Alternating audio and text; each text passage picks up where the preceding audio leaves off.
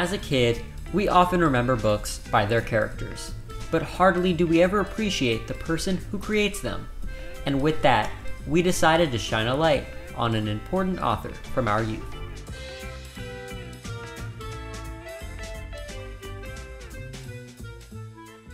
So hi everybody at Cooper City. My name is Dan Gutman. I'm a longtime children's book author. My first book came out way back in prehistoric times, back in 1985. But I was writing for grown-ups back then. And it wasn't until my son was born in 1990 that I started to write for kids. So as soon as I started writing for kids, I felt like this is what I'm good at. This is what I should have been doing all along.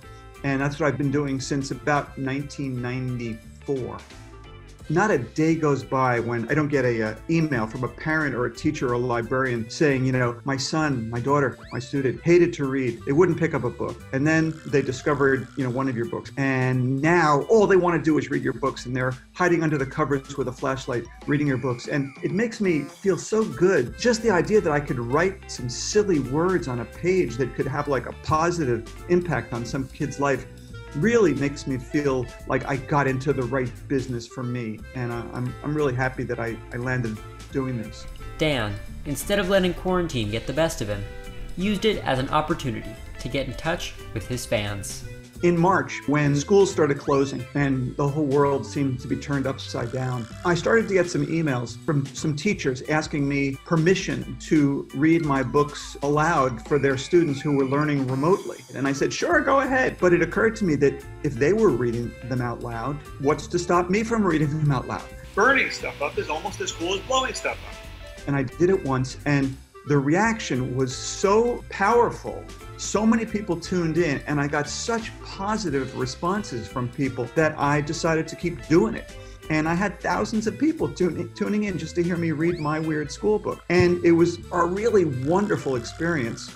And when it comes to his books, Dan is able to learn as much from the kids as they learn from him.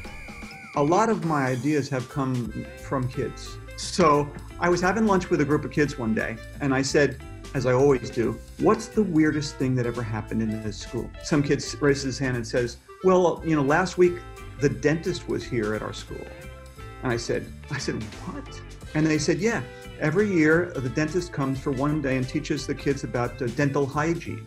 And I thought, that's a My Weird School book waiting to happen. So I wrote Dr. Floss is the Boss about a dentist who comes to the school. And I, you know, dedicated the book to the kids at that lunch who gave me that idea. It's really meaningful. Beats getting a real job, too. And as a kid who loved your books, the students from Cooper City High School and I would just like to tell you. Thank you, Dan. Thank you, Dan.